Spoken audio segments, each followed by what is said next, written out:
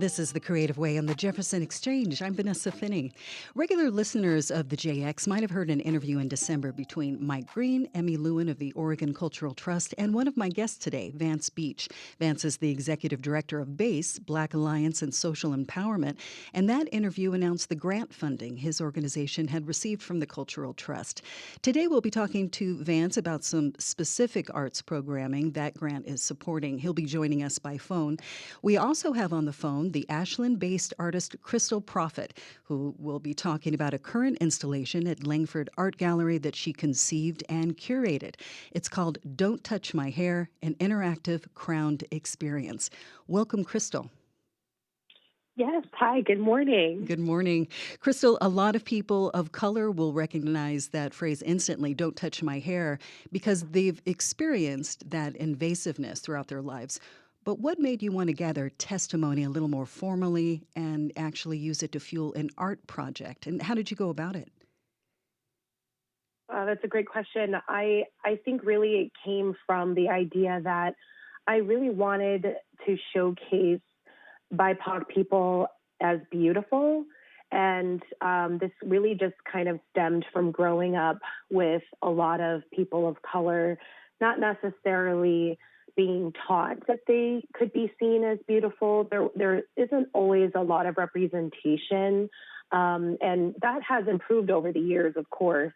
But this was definitely coming from a place and a space of just wanting to bring back this aspect of like ancestral lineage and the beautiful practice that comes with hair care and things like that. So I was looking forward to showcasing different shades and colors and hairstyles that brought about the beautiful aspects of each individual culture. And it goes beyond aesthetics as well, right? These styles, it goes beyond style. They are involved in not only cultural storytelling, but cosmology in some cases. Can you just share a couple of examples of the meaning behind the hair? Oh, yes, absolutely. Some of my favorites, well, they're all my favorites, so I shouldn't necessarily say that. But for example, I really enjoy the cowrie shell piece that is actually Vance's daughter, Tatum. She was so excited to be a part of it. And I was really drawn to a headpiece that is going to be very common with the Yoruba people. And the cowrie shell piece, you'll notice, is a full headpiece that was handmade, and it actually represents the kind of culture that used the shell as currency. It was a very high value, actually, and still is. And so when you see the cowrie shell as adornment or anything like that, it's supposed to represent that high value respect. And it also touches on spirituality as well. So the piece is actually called a Yoruba diviner because cowrie shells were used to also do divination work as well. So the very normal practice, in fact, to have that as something that it's a very more, it's more universal, I would say, in that area. So that's one of the pieces that's very, very beautiful to me. And then I would say the other one that is another really powerful piece is the Tuscaroran, which is the indigenous, native indigenous. And that one actually has like a texture that we all know and see. It's a braid.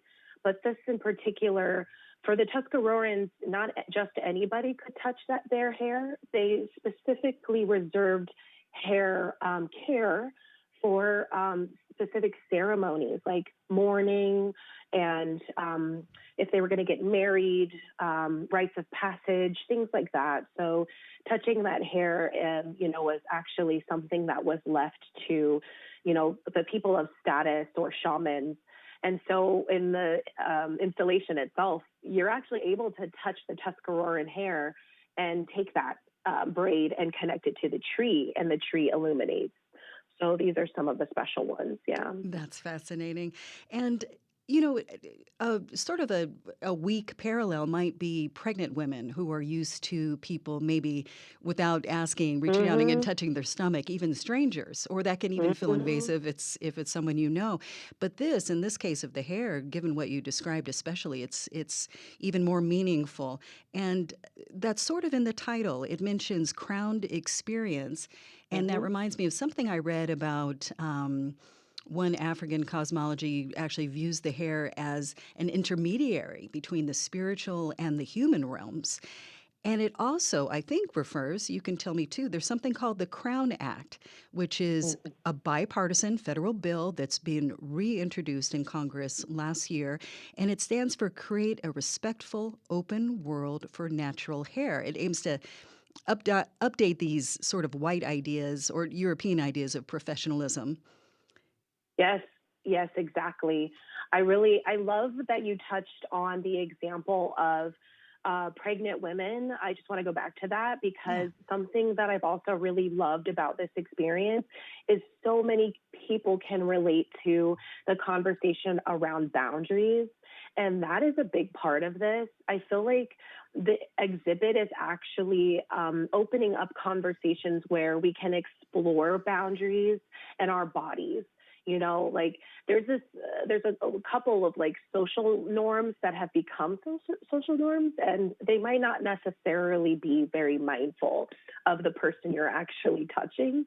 So thank you. I love that you're mentioning that.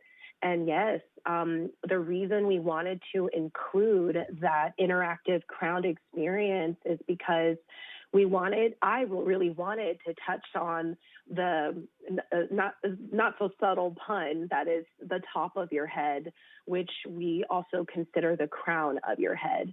And that also allowed for the conversation to be about the crowned act, which is really important to this piece because it's really emphasizing how we have legislation today, which it's sad to say not every state actually has this law active at the moment. And so I find that to be very interesting that we have legislation today in 2026 that protects people of color or people with natural hair textures. And I just think that, we might not need that law if there were other conversations happening, maybe, a little bit more curiosity about cultures Right. outside of your own. Yeah. Yeah, Yeah. and that actually reminds me of a quote from one of your models in this exhibit, and she says, It's as if my boundaries dissolved in her curiosity." So it's a Mm. reminder for all of us to be mindful in all sorts of situations. A reminder to our listeners that this is The Creative Way on the Jefferson Exchange. My guest is Crystal Profitt, an artist who's produced an installation called Don't Touch My Hair, an interactive crowned experience. It's at the Langford Art Gallery. And in fact, tonight, January 9th, there's an artist talk happening. Tell us about that. Yes, we are going to have all of the partners that were involved, the artist partners. So I worked in collaboration with Allie White, who is a local photographer in the area. And I also connected with Micah Blacklight, and he did some really beautiful paint work. I really wanted an aspect of this to also be like Afrofuturist and galactic in nature, and he did a phenomenal job. And then, of course, my illuminated tree that came from the hands and the wizard magic of Robert Cattlebaum. His mastery really allowed this piece to truly glow in a way that I desired most. So, unfortunately, Robert Cattlebaum cannot make it tonight. Hmm. However, Allie White and Micah and myself will be there. Wonderful. Has Robert produced other light Mhm. sort of installations that will be part of this? Not this piece in particular. He definitely has his company Luminoy, and he actually has some pieces over at White Rabbit, which is on Main Street Okay. in Ashland. Yeah, so he definitely has pieces around that you can go and see. But for tonight, we couldn't get all of his pieces are very popular, so we couldn't get any at the Langford Gallery. All right. Well, I understand we have Vance on the line now, so I just want to ask you one more question before we turn it over to him. In your Hmm. artist statement, Crystal, you say, quote, "I believe art should strengthen the ecosystem that raised it." So you moved to Oregon in 2021. Can you briefly describe the ecosystem you find yourself in now and how this exhibit is strengthening it? Oh, yes. So I noticed it's just a great question.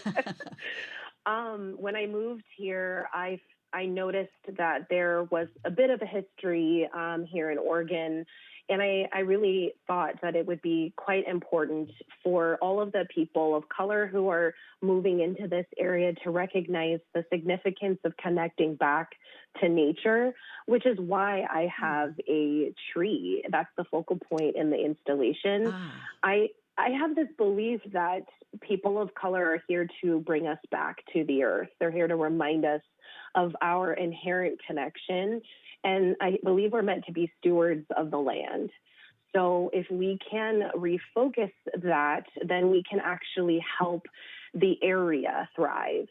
And that can be in so many different forms. It doesn't necessarily have to be with, gardening, so to speak. But there's different kinds of care that I can really see happening. And one of them is to just open your mind and be curious of cultures outside of your own, different indigenous cultures. That's like, in okay. my opinion, that's the first step.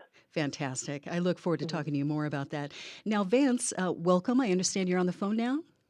I am here. Thanks for Terrific. having me. Okay. Now, the Don't Touch My Hair installation is starting at Langford, where it's co sponsored by the Phoenix Art and Culture Council.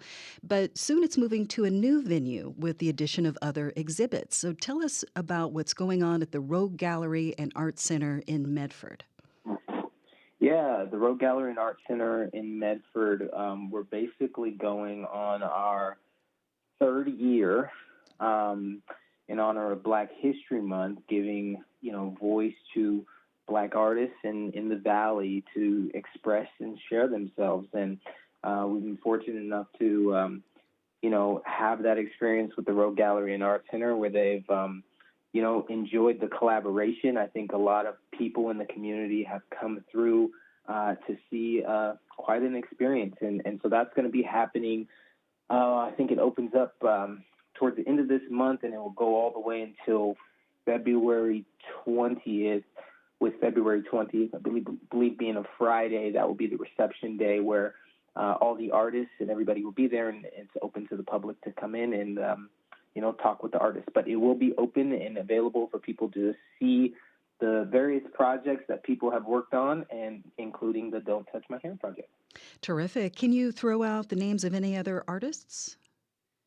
Yeah, there will be a lot of our youth inside of our B.A.S.E program who will be there. There will Michael Blacklight, of course, that Crystal mentioned, will be there. There will be some other community members, Bernard, Tiffany. I mean, there's some of the folks we've had last year, some new artists, including Hakeem. Hakeem Brian Simpson, who was the firefighter who was wrongfully imprisoned. Yeah. He will actually be submitting some art. Wonderful. And you mentioned youth. I want to back up and can you tell us briefly about the base youth oriented talk happening tomorrow night, January 10th?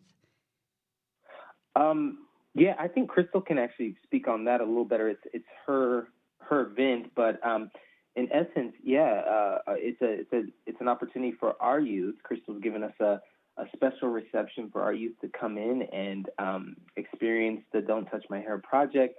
Many of our youth were involved as models and on display. So we're really, really excited to see it. Has such a rich meaning, and she did a phenomenal job just really expressing all of that. And so we're really, really excited. And so can't wait to be there. Great. We can leave it there. There's so much more to get to. Upcoming on February 28th, B.A.S.E is holding its annual fundraiser, which is an all-white formal gala at the Ashland Hills Hotel. What can we expect there? Is that open to the public? It's not, but you can. It's open for registration. You got to register for that event because it will be a plated dinner. But it's going to be a phenomenal experience to really dissect B.A.S.E, all that we're about, the impact that we're making in the community, and hopefully earn more supporters. It'll be a very enriching day full of lots of entertainment. OSF will be there performing. Hall of Fame R&B singer Andy Stokes, local comedian Carl Lee, a dance group. It will be very entertaining, but very impactful. Okay, Vance, thanks so much for joining us. It was great to talk with you. Crystal, thanks for your time, too. I look forward to seeing you out at these galleries. Thank you so much. Thank you. My guests were artist and curator Crystal Profitt and Vance Beach, executive director of B.A.S.E. You've been listening to The Creative Way on the Jefferson Exchange. I'm Vanessa Finney.